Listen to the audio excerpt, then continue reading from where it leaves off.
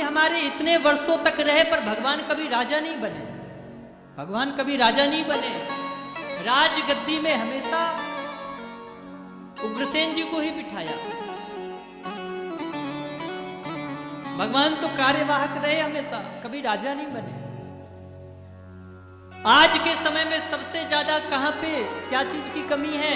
आज सबसे ज्यादा हम मैं में परेशान है। अरे हम बड़े, हमारी बात चलनी चाहिए, हमारी ही बात माननी चाहिए, हम जो कहेंगे वही सब कुछ होगा।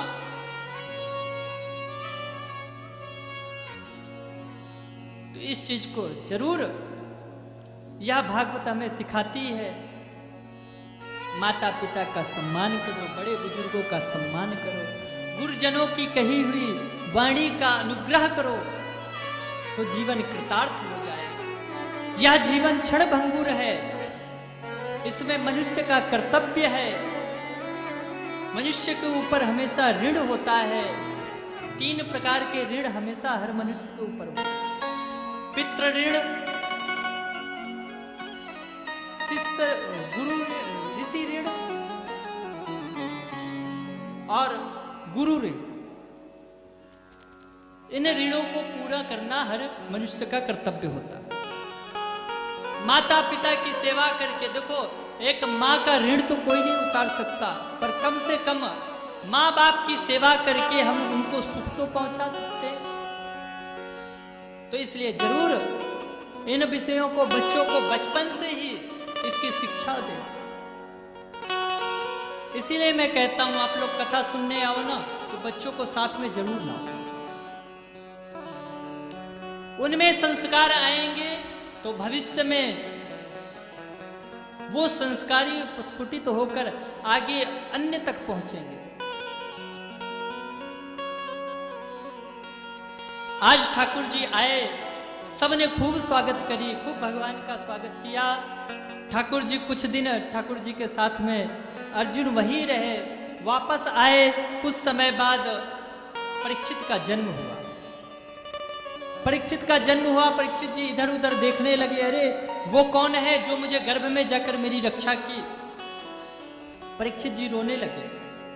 तब भगवान पधारे और आकर सुंदर कन्हैया ने परीक्षित को सुंदर सर में हाथ रखा। परीक्षित ने जैसे ही ठाकुर जी को देखा तुरंत प्रसन्न हो गया। अरे यही तो थे जो मुझे गर्भ में जाकर मुझे दर्शन दिए। तुरंत भगवान ने परीक्षित को आशीर्वाद दिया। आशीर्वाद देकर परीक्षित का नामकरण किया गया और समय व्यतीत हुआ। भगवान अपने धाम को पधारे और समय के साथ साथ में इधर भगवान के पुत्रों को श्राप मिला। भगवान अपनी लीला संपन्न करके अपने धाम को चले गए। आज अर्जुन आया और जैसे युधिष्ठिर जी के पास पहुंचा, युधिष्ठिर जी ने कहा, अरे अर्जुन, तुम दुखी क्यों हो, क्या हुआ? तब अर्जुन ने बताया कि प्रभु, जो हमारे जीवन के कर्णधार थे, हमारे सहयोगी थे, जिनकी कृपा से हमने यह युद्ध जीता, जो हमारे क्षण क्षण हमारे साथ रहे, वो कृष्ण आज हमें छोड़कर चले गए। पांडवों ने जैसे ही सुना, तुरंत पांडवों ने कह दिया, जब हमारे ठाकुर नहीं रहे तो हम इस संसार में रहकर क्या करेंगे। तुरंत 3.5 वर्ष के बालक परीक्षित को राज्य गद्दी में बिठा दिया और समस्त पांडव अपनी पत्नी द्रौपदी के साथ वन को चले। छोटा सा बालक परीक्षित राजा बना। धीरे धीरे समय व्यतीत होने लगा। परीक्षित बहुत ही प्रभावी राजा हुआ। बड़ा ही सुंदर उनका राज्य काज चल रहा है। वैसे यशस्वी राजा परीक्षित हुए। देखिए, परीक्षित का जब राज्य आया ना, तब तक कलयुग लग चुका था। परीक्षित का राज्य कलयुग में आया। परीक्षित जब राजा बने उस समय कलयुग आ चुका था। परंतु परीक्षित का राज्य इतना सुचारू रूप से है, इतने धर्मात्मा राजा परीक्षित हैं कि उनके राज्य में कलयुग का कहीं नामो निशान है ही नहीं। इतने अच्छे राजा, उनके राज्य में कलयुग का आगमन ही नहीं हो पा रहा। एक दिन परीक्षित ने देखा कि एक गाय दौड़ती हुई आ रही है। एक बैल दौड़ता हुआ आ रहा है, उसके पीछे एक काला पुरुष हाथ में तलवार लेकर दौड़ रहा है और उसके 3 पांव को काट दिया। एक पांव से वो बछड़ा खड़ा है। परीक्षित की नजर पड़ी, अरे ऐसा पाप मेरे यहां कौन कर सकता है? मेरे राज्य में ऐसा कुकर्म? मेरे यहाँ तो गौओं का सम्मान होता है, ब्राह्मणों की पूजा होती है, और कौन मेरे राज्य में ऐसा पापी व्यक्ति आ गया जो ये बछड़े को कष्ट दे रहा है? तुरंत परीक्षित ने तलवार हाथ में उठा ली और उठाकर बछड़े के पास में गया। बछड़े से कहा, आप तो साक्षात धर्म के प्रतीक मालूम होते हो, आपको ऐसा कष्ट किसने दिया? नाम बताओ। वहीं पर एक गाय खड़ी थी। गाय माता रुदन कर रही है। परीक्षित ने कहा, बताओ किसने तुम्हारी ये हालत की, मैं उसे दंड दूंगा। वह बछड़ा रूपी बैल बोल पड़ा। बैल बोला कि अरे राजन, मैं किसे बोलूं? कौन कष्ट दे रहा है मुझे? अरे मैं तो आत्मा हूं। आत्मा न जन्म लेती है न उसकी मृत्यु होती है। यह तो शरीर के पांव कटे हैं। और फिर शास्त्र तो कहते हैं, कर्म प्रधान विश्व रचिरा का, जो जस करें सो तस फल चाखा। मेरे कर्म ही ऐसे होंगे जो मुझे ऐसा फल भोगने को मिला, तो इसलिए मैं किसका नाम लूं? और सुख दुख तो ये मनुष्य की कल्पना है। मनुष्य ने जिसे सुख माना वो सुख है, जिसे हमने दुख माना वो दुख है, तो किसका नाम? परीक्षित ने कहा, प्रभु मैं समझ गया, आप मुझे नहीं बताओगे, परंतु जिसने भी यहाँ आपकी हालत की है मैं उसे जरूर दंड दूंगा। परीक्षित तलवार लेकर पहुंचे। जब आगे बढ़े तो देखा है एक काला पुरुष हाथ में तलवार लेकर आ रहा है और वह एक पैर पर खड़े हुए उस बछड़े के उस एक पैर को भी काटने के लिए उद्यत हो रहा है। तुरंत परीक्षित ने कहा, सावधान, तुम मेरे राज्य में हो और मेरे राज्य में ऐसा कृत्य तुम नहीं कर सकते, मैं तुम्हें दंड दूंगा। तुरंत जैसे ही कलयुग ने देखा राजा परीक्षित को, तुरंत तलवार छोड़ दिया और आकर चरणों में गिर गया। प्रभु मैं आपके शरण में आया हूं। तुरंत परीक्षित को याद आ गया, शरण में शत्रु भी आ जाए तो क्षमा कर देना। परीक्षित ने कहा, चलो मैं तुम्हें क्षमा करता हूं, परंतु जहां तक मेरा राज्य है वहां से चले जाओ।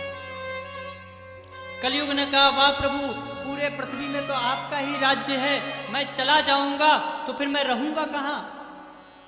बोले नहीं, मुझे नहीं पता, तुम मेरे राज्य से जाओ। कलयुग ने कहा, प्रभु मेरे अंदर बहुत सारे गुण हैं,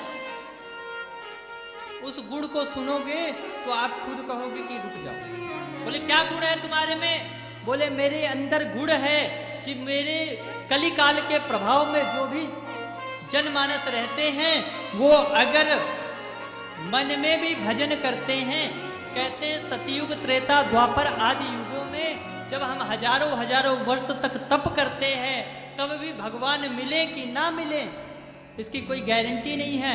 पर कलयुग केवल नाम आधारा, सुमिर सुमिर नर उतरे ही पारा। कलयुग का प्रताप है कि नाम के सुमिरन मात्र से भी भवसागर पार कर जाता है। बोले ये कलयुग का प्रताप है कि मेरे कलिकाल में सोचने मात्र से भगवान मिल जाते। आपने पूजा करी नहीं, सिर्फ पूजा का मन में भाव लाया और आपको पूजा का फल प्राप्त हो। बोले ये व्यवस्था कलयुग में है। परीक्षित ने कहा, वाह भाई, तुम्हारे अंदर दुर्गुण तो बहुत है पर तुम्हारे अंदर गुण भी जो है वो बहुत कमाल का है, इसलिए मैं तुम्हें स्थान देता हूं। कौन सा स्थान? 4 स्थान दे दिया कलयुग को, 4 स्थान दिया। बोले तुम इन 4 स्थानों में रहो। 4 स्थान दे दिए। बोले जो सुरापान करते हैं उसमें कलयुग का वास होता है, कपट आदि जो करते हैं उसमें कलयुग का वास होता है, पर स्त्री गमन में कलयुग का वास होता है, ईर्षा द्वेष आदि जो कोई करता है उसमें कली का वास होता है। इस प्रकार 4 स्थान कलयुग को दिया। कलयुग ने कहा, प्रभु बड़ी कृपा करी, आपने मुझे 4 स्थान दिए, परंतु ठाकुर जी परंतु परीक्षित जी, महाराज जी, मेरे अंदर गुण भी कमाल का आपको लगा तो एक अच्छी जगह भी तो दे दो। बोले कौन सी जगह चाहिए? बोले स्वर्ण में एक स्थान और दे दो, ये तो सब गंदी जगह है, एक जगह अच्छी दे दो। परीक्षित ने कहा जाओ तुम्हारा स्वर्ण भी दे वास। तुरंत कलयुग प्रसन्न हो गया। आज परीक्षित अपने महल में आए और आज अपने महल में आकर परीक्षित अपने पांडवों के खजाने को देखने गए। बोले मेरे पितामह लोगों ने बड़े युद्ध जीते, आज देखूं तो उस खजाने में क्या है। तो उस खजाने में एक जरासंध का मुकुट रखा था। आज कौतुकवश परीक्षित ने उस मुकुट को उठाया और मुकुट को धारण कर लिया। मन में इच्छा हुई कि आज मैं शिकार खेल कर आता हूं। परीक्षित चल दिए शिकार खेलने। जाते जाते वन में सुदूर जंगल में निकल गए और जंगल में निकल गए महाराज तो जंगल में एक मुनि का आश्रम दिखा। मुनि के आश्रम में देखा तो मन में प्यास लगी, प्यास की इच्छा हुई, जल की इच्छा हुई तो जल ढूंढते ढूंढते आश्रम में पहुंचे। मन में विचार किए यहाँ कोई जल दे दे। तो जैसे ही मुनि को देखा, मुनि ध्यान में मग्न थे। मन में विचार आया कि कहीं ये मुनि मुझे देखकर समाधि तो नहीं लगा लिए। मन में विचार किया होगा कि राजा आ रहे हैं, इनका स्वागत सत्कार करना होगा, इसलिए ये आंख मूंद के बैठ गए। सोई वहीं पर मरा हुआ सर्प पड़ा था, धनुष से उसे लपेटा और लपेटकर वो मुनि के गले में बांध दिया। वहीं पर उनका तेजस्वी पुत्र खेल रहा था। कुछ छोटे छोटे बच्चों ने जाकर बताया कि आपके पिताजी तपस्या में लीन हैं। उसी समय राजा परीक्षित आए और उन्होंने आपके पिताजी के गले में सर्प को लगा दिया। ऋषि कुमार तुरंत क्रोधित हो गया और क्रोधित होकर वहीं जल लेकर और तुरंत श्राप दे दिया कि जाओ, उस राजा को बहुत अभिमान है और अभिमानवश मेरे पिता के गले में मरा हुआ सर्प डाल दिया। जाओ, मैं श्राप देता हूं कि आज से 7वें दिन ही इसी सर्प का पूर्वज तक्षक रूपी सर्प आएगा और उसके काटने से परीक्षित की मृत्यु हो जाएगी। परीक्षित ने जैसे ही मुकुट उतारा, उस कलयुग का वास दूर हुआ। जैसे ही वह मुकुट उतारा स्वर्ण का, उसमें से कलयुग का प्रकोप दूर हुआ। परीक्षित की तुरंत परीक्षित को याद आया, ओहो मेरे से बहुत बड़ा दोष हो गया, बहुत बड़ा पाप हो गया। मैं तो ऋषि के गले में मरा हुआ सर्प डालकर आ गया। उसी समय ऋषि की तपस्या खुली, संत की तपस्या भंग हुई। संत ने पूछा, जब उन्हें पता चला मेरे पुत्र ने ऐसा श्राप दिया, तुरंत अपने गौरमुख नामक शिष्य को बुलाया और जाके कहा कि जाओ, जाकर राजा परीक्षित को बताओ और परीक्षित को कहना कि वो अपने मुक्ति का उपाय कर ले। अपने पुत्र को भी बहुत डांटा कि पुत्र, ऐसे तपस्वी, ऐसे महान राजा को तुमने श्राप क्यों दे दिया? ऐसे राजा तो कभी कभी होते हैं, परंतु अब वाक रूपी बाण चल चुका है, अब इसे कोई वापस नहीं कर सकता। इसलिए तुरंत अपने शिष्य को बोले और बोले, जाओ, जाकर परीक्षित को कहना मेरे नादान पुत्र ने उन्हें श्राप दे दिया है, इसलिए उनकी 7 दिन बाद मृत्यु हो जाएगी, इसलिए वो अपने मुक्ति का उपाय 7 दिनों में करें। परीक्षित को जैसे ही पता चला, परीक्षित ने तुरंत हाथ जोड़कर कहा, अरे वो संत की बड़ी कृपा है, मुझे 7 दिन का समय दिया, मुझे तो 7 क्षण भी जीवित नहीं रहना चाहिए, मुझसे संत का अपमान हुआ। आज परीक्षित अपने पुत्र को राज्य गद्दी देकर और अपनी पत्नी के पास आज बैठे हैं और आज पत्नी से कहते हैं कि सुनो, आज मुझ पर ठाकुर जी की यह कृपा है कि मैं अपने हृदय में हाथ रखकर कह सकता हूं कि मैं 7 दिन के पहले नहीं मरा।